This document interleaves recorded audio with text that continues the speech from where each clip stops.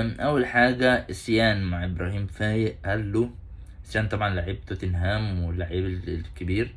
ابراهيم فايق قال له لو عرض عليك انك تلعب في الاهلي والزمالك، قال له اختار الزمالك. لما بنتكلم عن الكرة المصرية اول حاجة هتيجي في ذهن الزمالك، وان شفته بيلاعب كبار الاندية بتاعت بلدي. وميدو بينزل تويتة بيقول لك تم زملكة إسيان.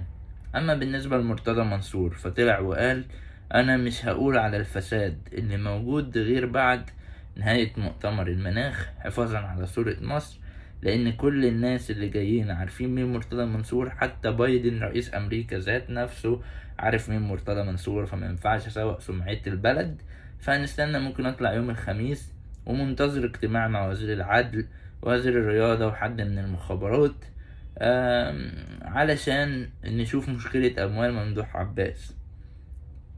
وربنا يقويك يا سعادة المستشار، وإن شاء الله